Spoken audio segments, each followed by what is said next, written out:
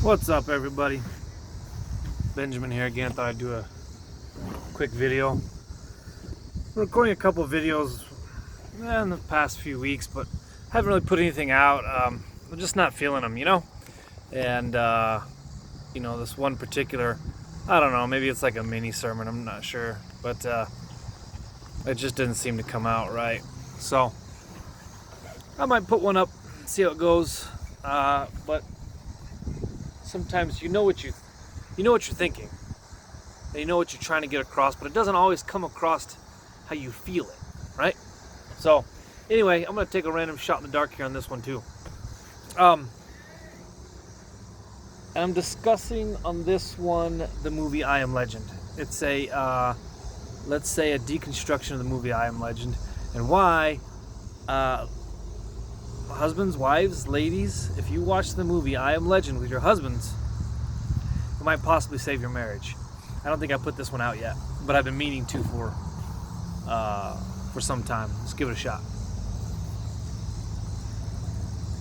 I got a call from a man today who his divorce is just starting, and you could just hear it in the man's voice, and I know because I was there not quite a year and a half ago, and some days I still feel like I'm there at the beginning, to be honest. But you could hear it in the guy's voice. I mean, you feel manic. You feel like your mind is melting. There's no better way to put it. For those of you who've been through a really just a gut-wrenching divorce, you know what that's like.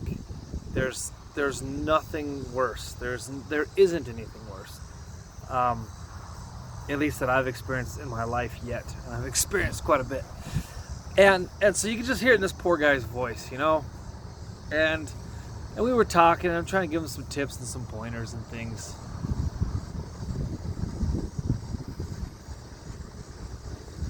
And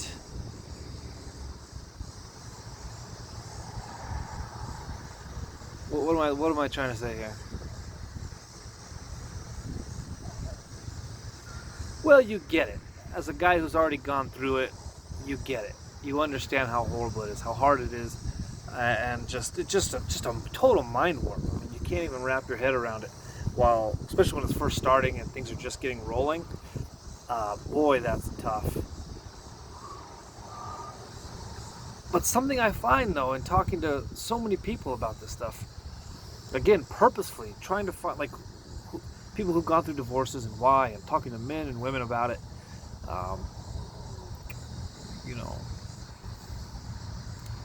here's the thing. Outside of extreme circumstances, they're all the same. It's all the same. The language is the same. The reasoning is the same. The he said, she said is the same.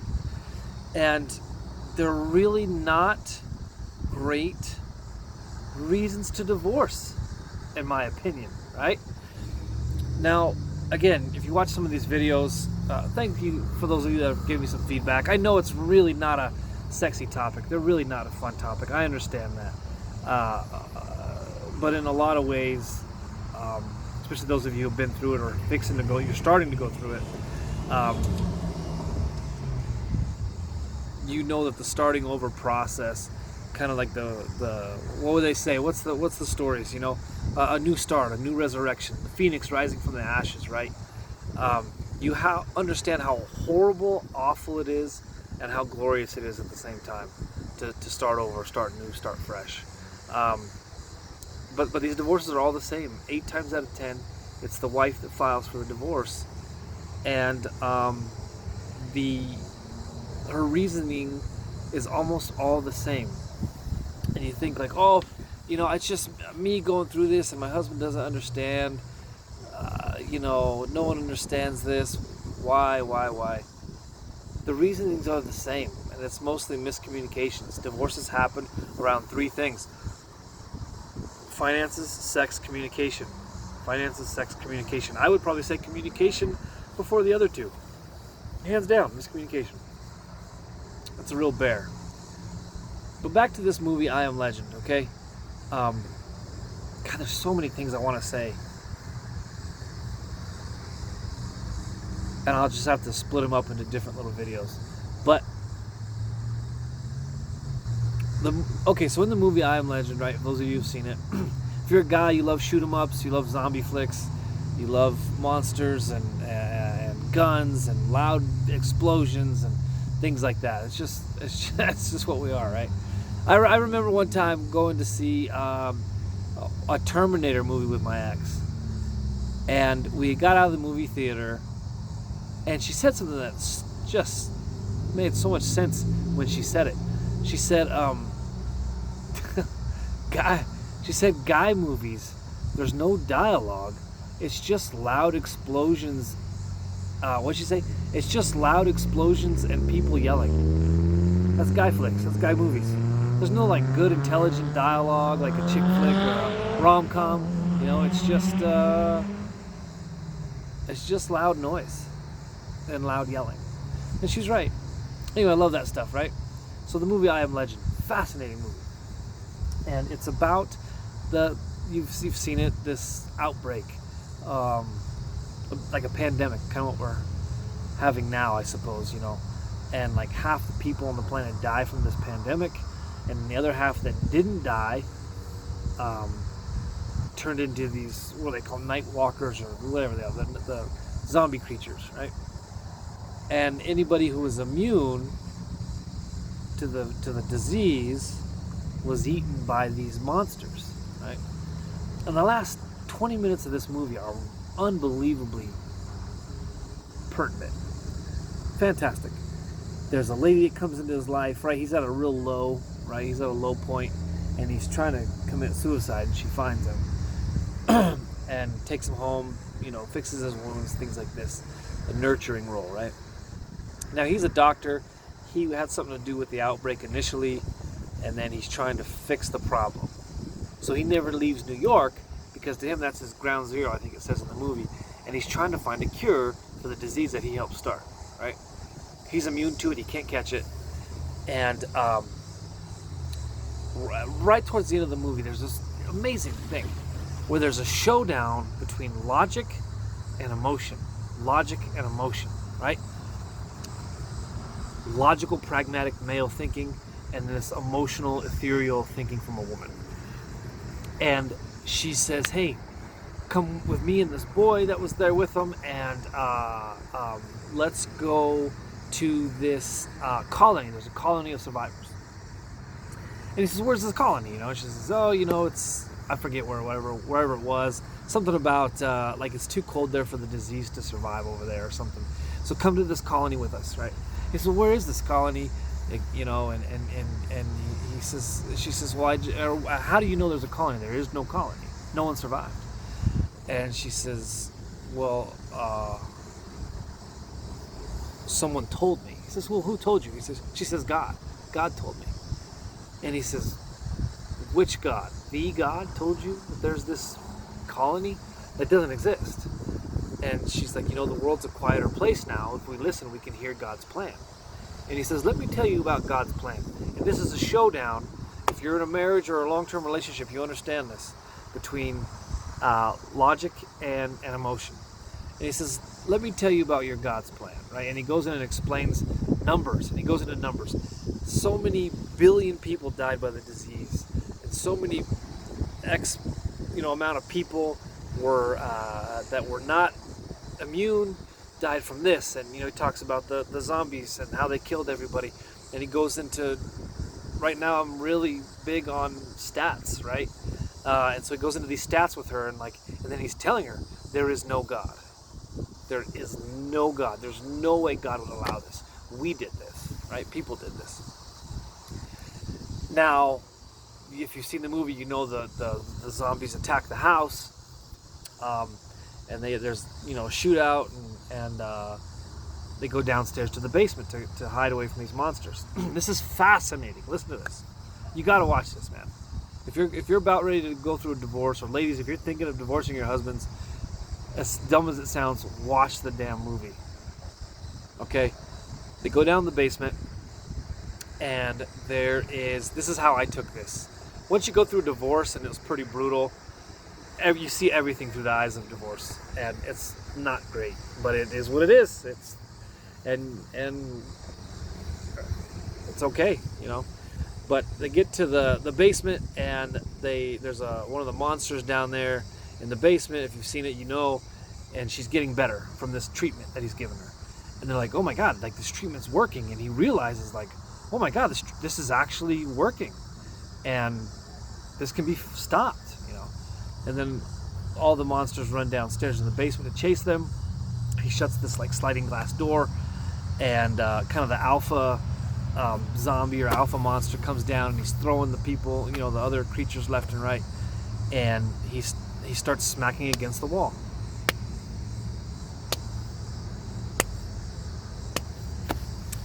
And you know how I took that?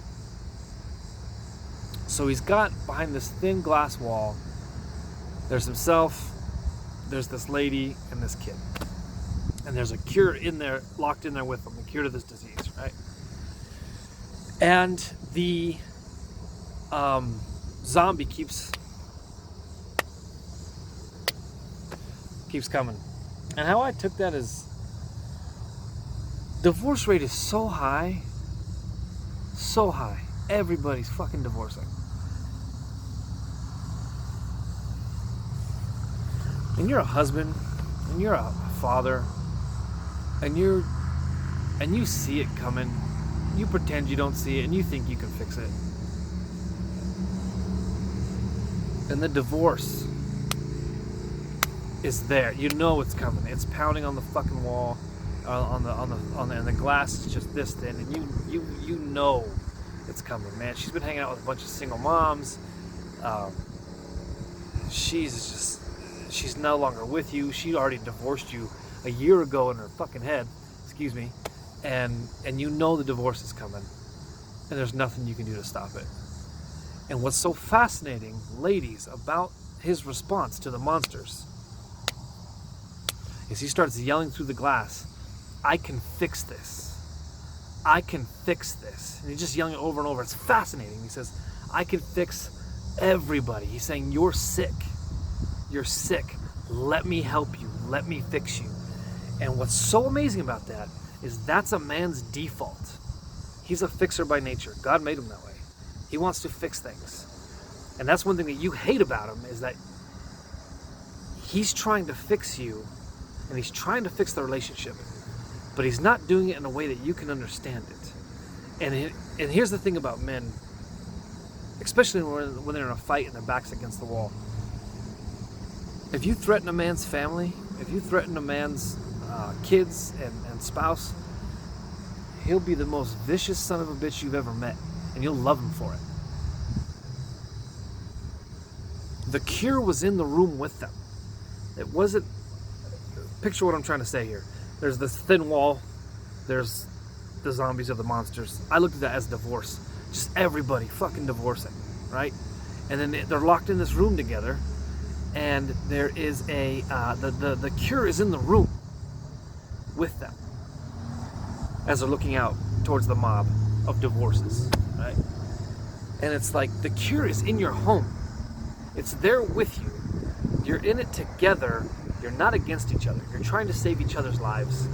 And a man's viewpoint is that I can fix this. I can stop this. I can make this right. I can make this better. And he'll take the brunt of the attack onto himself, right? So,